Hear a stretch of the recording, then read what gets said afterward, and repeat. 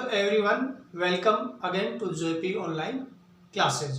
पिछली वीडियो में हमने पढ़ा था कि सोमदत्त द्वारा हेरा फेरी करके असरपियों को अपने पास रख ली थी। तब देवदत्त अपनी अमानत प्राप्त करने के लिए राजा से गुहार करता है।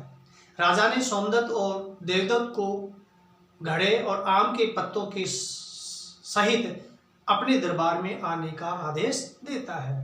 आज हम पढ़ेंगे कि राजा विक्रमादित्य अपने दरबार में किसान के द्वारा सहयोग लेकर न्याय कैसे करते हैं। दूसरे दिन दरबार की कार्यवाही प्रारंभ हुई, यानी दरबार में सोमदत्त, देवदत्त इत्यादि लोग आ जाते हैं, किसान भी वहाँ आ जाता है, दरबार लगाया जाता है, मंत्री वगैरह भी वहाँ रहता है, सलाह मशवरा होता है और जो सभा की जो कार्यवाही है वह प्रारंभ हो जाती है। कार्यवाही शब्द आया है,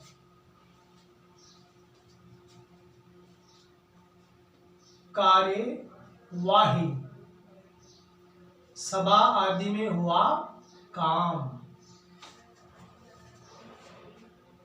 राजा ने किसान से कहा, सुना है तुम पत्तों को सूंघ कर बता सकते हो कि वे कितने पुराने हैं। राजा के द्वारा किसान को बताया गया कि आप जो हैं पत्तों को सूंघ कर, यूं सूंघ कर पत्तों को, और आप बता सकते हैं कि ये कितने पुराने हैं।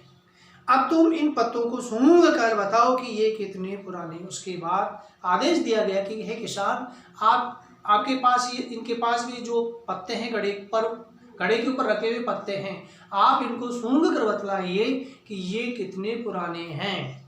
राजा ने किसान को आदेश दिया। किसान ने पत्तों को हाथ में लिया और सूंघ कर कहा, महाराज ये पत्ते सिर्फ 2 महीने पुराने हैं।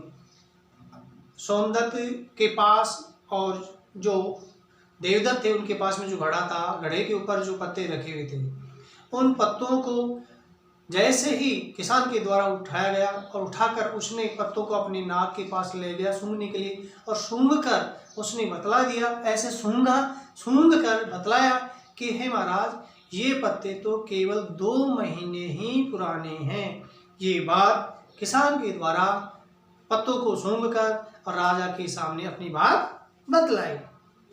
इतना सुनते ही सोमदत्त थर थर कांपने लगा। ये बात सुनते ही, क्योंकि कहा करते हैं कि चोर की दाढ़ी में तिनका होता है, तो चोर तो अपने आप ही भयभीत हो जाता है। तो थर थर शब्द आए, थर थर कांपना, थर थर कांपना एक मुहावरा है। इसका अर्थ होता है भय से कांपना। तो ये बात सुनते ही और सोमदत्त भयभीत हो गया। उसने अपनी गलती स्वीकार की और बोला, महाराज मुझसे गलती हो गई। अब अपनी जो उससे जो हेरा फेरी या सर्पियों की जो हेरा फेरी की थी, उस बात को उसने स्वीकार कर ली और कहा कि हे महाराज मुझे क्षमा करे, मुझे माफी दे। ये बात सोमदत्त ने राजा विक्रमादित्य को कही। मेरे मन में लालच आ गया था, मुझे क्षमा करे। दोहाई महाराज, दोहाई कहता है कि हे महाराज मेरे मन में लोभ की भावना पैदा हो गई थी, इसलिए आप मुझे क्षमा करें। क्षमा शब्द आया, उसका अर्थ होता है माफी करो, माफ कर दीजिए। दुहाई महाराज दुहाई। अब वो चिल्लाने, रक्षा करने के लिए चिल्लाने लगा कि हे महाराज दुहाई दुहाई। दुहाई शब्द आया है, इसका अर्थ होता है रक्षा करने के लिए चिल्लाना। भरी सभा में वो जोर जोर से चिल्लाने लगे, हे महाराज मुझे क्षमा कीजिए, क्षमा कीजिए, बचाइए, बचाइए। राजा ने देवदत्त की ओर देखा और कहा, देवदत्त तुम क्या चाहते हो। अब वहाँ सभा में उपस्थित जो देवदत्त था उसको कहा कि हे देवदत्त बताइए आप क्या चाहते हो। आप अपनी तरफ से अपनी राय बतलाइए, सलाह मशवरा दीजिए, जिससे कि उचित न्याय किया जा सके। देवदत्त ने कहा, जो महाराज आज्ञा दे। हे महाराज जो भी आपकी आज्ञा होगी, इंसाफ होगा, वह स्वीकार्य होगा। फिर राजा ने सोमदत्त को आदेश दिया कि वह अविलंब देवदत्त की असरफियां वापस करे और माफी मांगे। हाथों हाथ आनन फानन में राजा विक्रमादित्य के द्वारा सोमदत्त को कहा गया कि आपके पास में जो इसकी असरफियां हैं, सोने के जो सिक्के हैं, आप बिना देरी किए ही आप इसको देवदत्त को दे दीजिए और इससे आप माफी मांग ले, अर्थात इससे आप क्षमा मांग ले। अविलंब शब्द आया है, अविलंब, इसका अर्थ होता है अविलंब, बिना देरी किए हुए, अविलंब। असरफियां का बताया दिया पूरी वीडियो में, सोने के सिक्के।